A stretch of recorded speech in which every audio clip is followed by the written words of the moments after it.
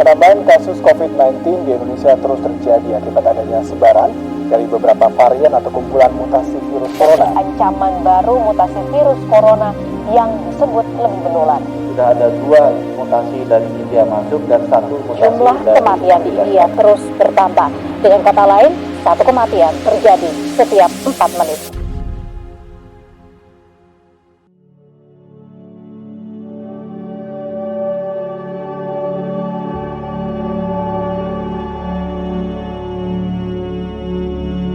Virus corona varian jenis baru sudah masuk ke Indonesia. Menurut Kementerian Kesehatan Republik Indonesia, di beberapa negara saat ini sedang terjadi lonjakan kasus COVID-19. Terjadi sebuah lonjakan yang sangat eksponensial di India menjadi 350.000 kasus aktif per hari. Hati-hati. Kita harus memutus mata rantai dengan mengurangi kegiatan.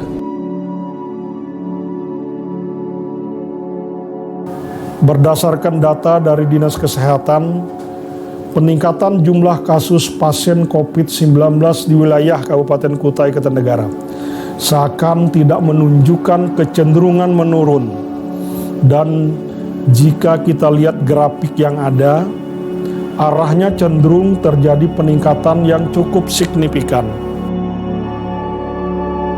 Beberapa faktor yang menjadi penyebab peningkatan kasus di negara-negara tersebut adalah mobilitas pergerakan masyarakat. Adanya varian baru virus COVID-19, varian yang digolongkan dengan varian of concern atau VOC, diketahui memiliki tingkat penularan yang lebih tinggi.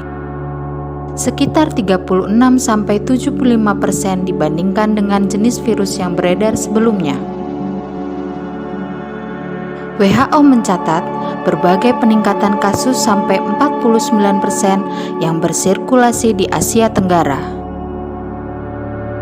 Pemerintah langsung menjemput bola ke masyarakat dengan melakukan swab langsung di tengah masyarakat. Sejauh ini sudah ada kasus mutasi virus SARS-CoV-2 yang tergolong varian of concern atau VOC yang berhasil teridentifikasi di Indonesia berdasarkan hasil Whole Genome Sequence atau WGS secara berkala, ujar Budi Gunadi Sadikin, Menteri Kesehatan Indonesia. Varian of concern yang ada di Indonesia saat ini adalah Alpha, Beta, Gamma, dan Delta.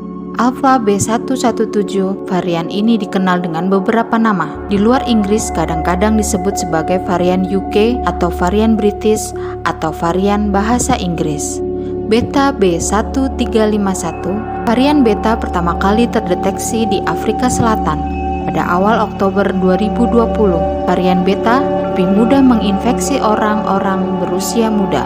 Gamma P1, Gamma menyebabkan infeksi yang meluas pada awal tahun 2021 di Brazil dan dianggap sebagai varian yang menjadi perhatian. Delta B16172 pertama kali terdeteksi di India pada akhir tahun 2020. Kini telah menyebar di seluruh dunia, salah satunya di Indonesia. Organisasi Kesehatan Dunia atau WHO telah menyatakan varian tersebut terdeteksi di lebih dari 80 negara dan terus bermutasi saat menyebar. Gejala mutasi varian baru COVID-19 yang ditimbulkan adalah demam, batuk kering, dan kelelahan. Serta gejala khusus mutasi varian baru COVID-19 adalah kehilangan rasa atau bau, hidung tersumbat, konjungtivitas, sakit tenggorokan, sakit kepala, nyeri otot, berbagai jenis ruam, mual atau muntah, diare, menggigil atau pusing. Gejala yang paling parah dari mutasi varian baru COVID-19, sesak nafas, kehilangan selera makan, kebingungan, nyeri atau tekanan yang terus-menerus di dada, temperatur tinggi di atas 38 derajat Celcius. Gejala lain virus corona yang kurang umum dan gejala baru, sifat lekas marah, kebingungan, kesadaran berkurang, terkadang berhubungan dengan kejang, kegelisahan, depresi, gangguan tidur, komplikasi neurologis yang lebih parah dan jarang terjadi seperti stroke, radang otak, delirium, dan kerusakan saraf.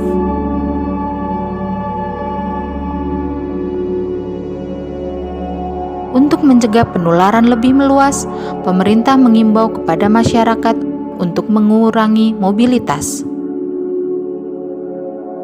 Situasi yang ada di Indonesia mengharuskan masyarakat untuk mematuhi betul apa yang sudah dianjurkan atau dilarang oleh pemerintah. Kita semua menyadari betapa bahaya dan meresahkannya virus ini.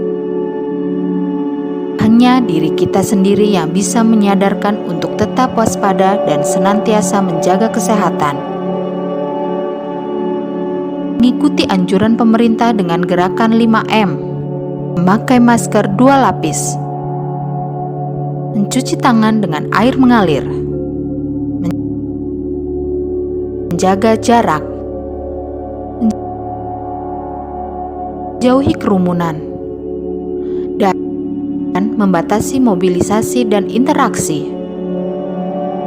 Bukanlah 5 hal tersebut dengan sepenuh hati. Begitu, kita semua saling membahu, jaga satu sama lain dari virus COVID ini.